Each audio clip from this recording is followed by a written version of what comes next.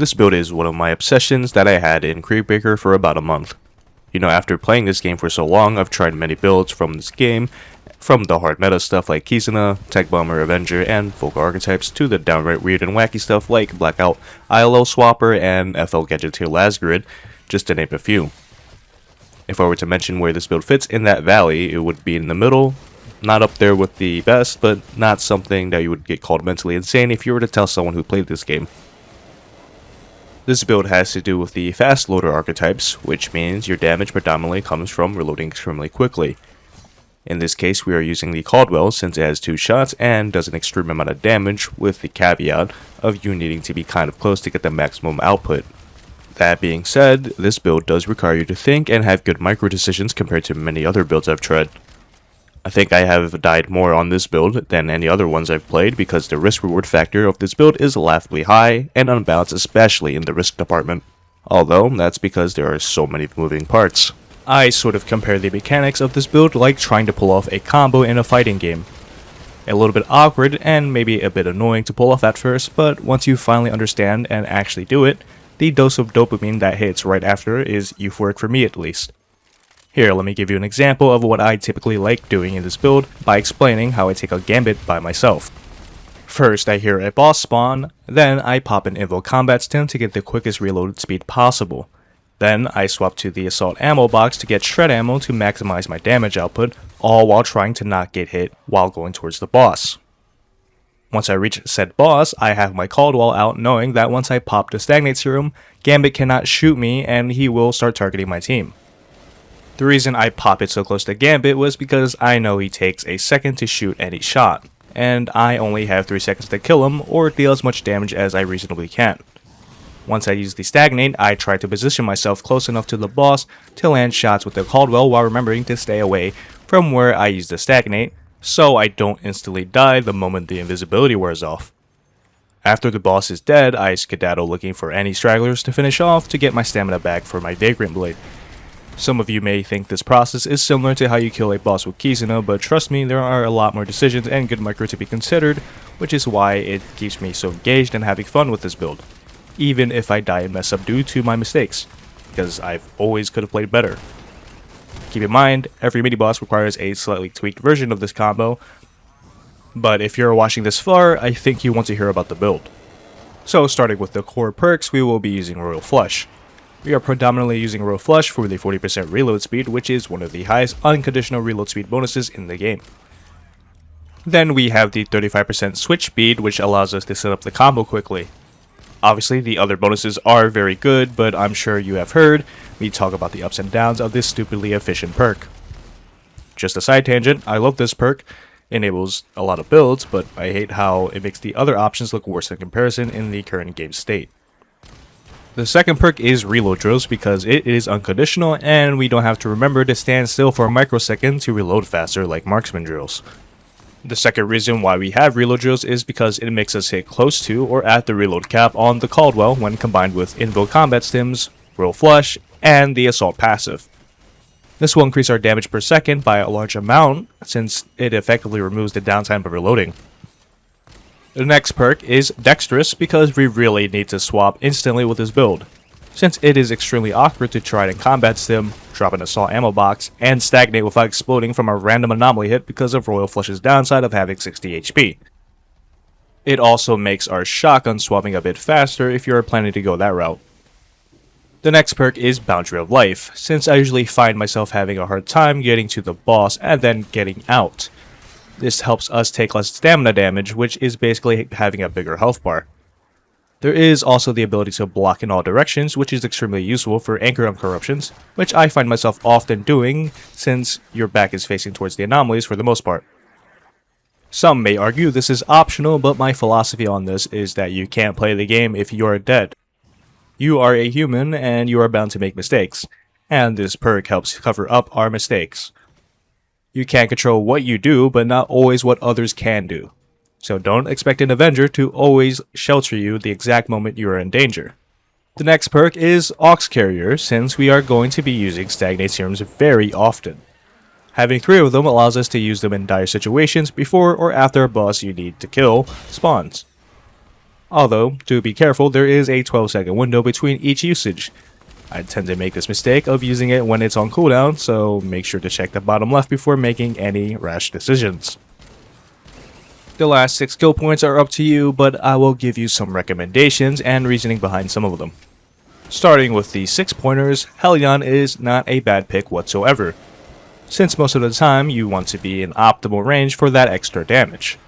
Although the main reason I pick this perk sometimes is the 8 health on any kills within the close highlighted range. So you could kill a random corpse walker with a melee and get 8 HP back. This has saved me many times from just sitting around waiting for my HP to slowly recover from random ship damage from things like gas or ghost walkers. If you plan to roam around a lot, this is an aggressive yet viable choice. The next option I considered running was Headhunter gear. This is good for 3 reasons. First, the ability to see anomalies through walls is a very valuable thing, since being able to aim and plan ahead the next 1 to 3 seconds, especially on Royal Flush, means you want to plan on not getting hit. Since probably the number 1 way I die is to enemies stuck in one place or running into another player's horde. The next reason is gas immunity. Although you can play around gas for the most part, there are some cases where it's literally impossible to avoid, especially when trying to uncorrupt an anchor even with an Avenger sheltering you. The last reason for considering Headhunter is the disorientation immunity. This makes anchor uncorruptions less annoying and Nem screams sort of a non-issue, despite losing out on a bit of damage if not in optimal ranges. It's something to be considered depending on what your team is running. Also, a bonus thing about Headhunter gear is, being able to see in Maul or Redfield during a blackout. Now onto the 3-point skills that you can mix and match, starting with Full House.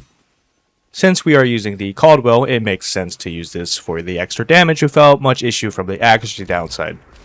Now the actual issue with Full House is that, the recoil is actually noticeable due to how fast we shoot, even with combat stims.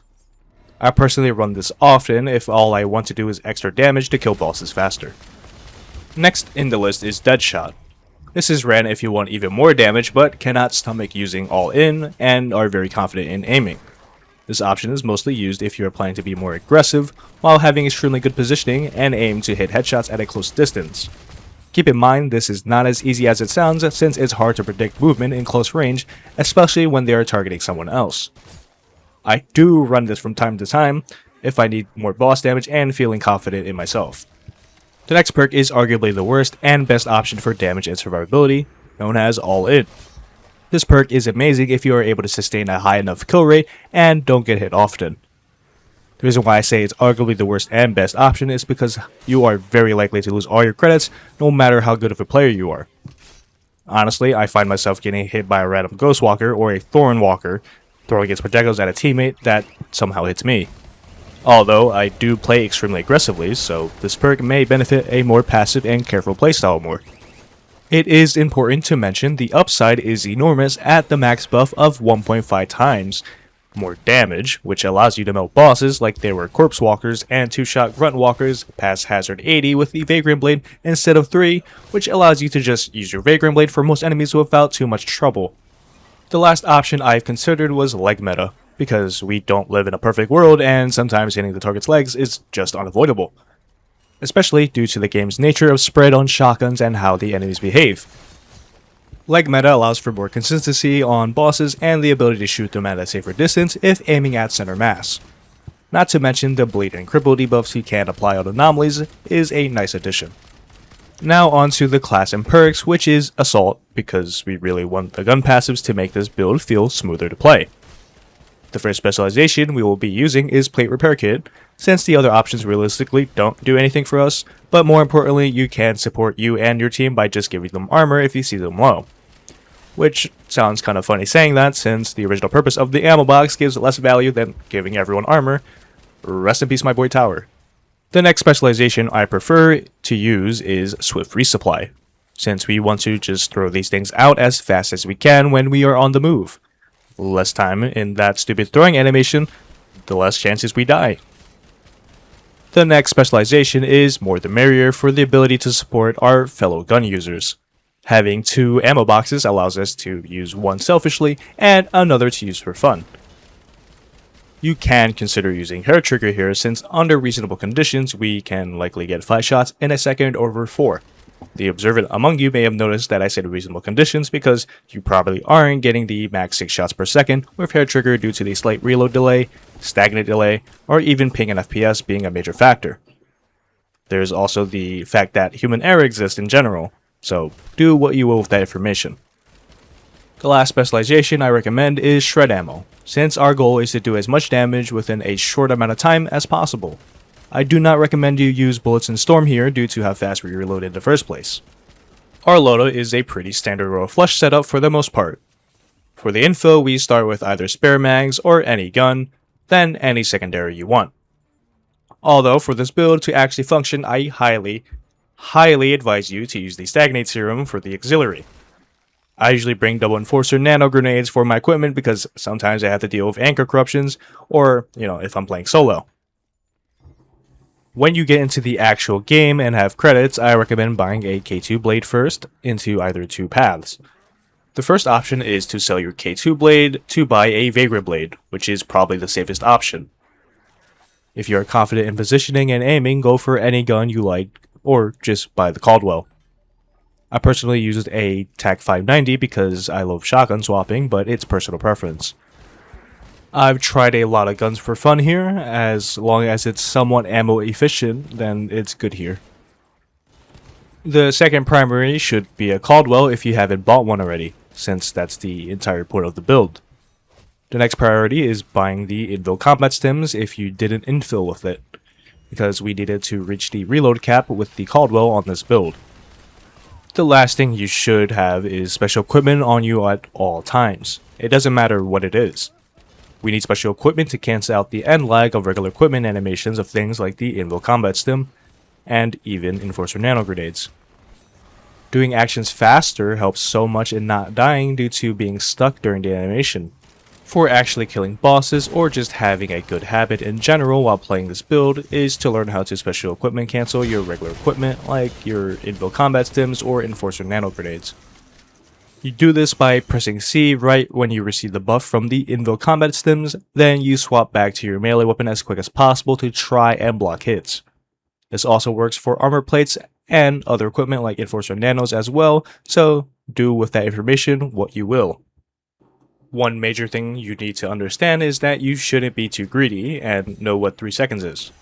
Because sometimes I stagnate towards a boss and get so caught up in shooting them that I lose track of time and end up dying because I didn't count to 3. Some smaller tips is to respect Nemesis's shout and vulnerability frames so you don't waste your shred ammo and stagnate buff while you can't do anything to her. Also, respect Scorch King's HP and his unholy range on some of his attacks. Keep in mind, for things like the BSD on Hazard 80, it's not a bad idea to try and shoot everything but the boss to alleviate some of the crowd control pressure from your boss killers. Unless you have someone playing Nitrothermate, then just shoot the boss because you can't even see most of the time, and whatever wasn't the boss probably died to the fireballs anyways. Honestly, there's more stuff I want to talk about, but this video is surprisingly longer than I wanted to, and I unfortunately still have a very bad cough. So if you want more information on this build or have questions, ask in the official Creedbreaker Discord in the A-888 builds channel. It will probably be titled something stupid like Speedloader, and it is made by 360, which is me. The reason why I'm doing this is because trying to have back and forths in the comment section is a nightmare due to how the auto mod works. And also, there are other really good builds in this game made by others in the community, so go check them out while I take an eternity to make the next video. Anyways, see you later, probably.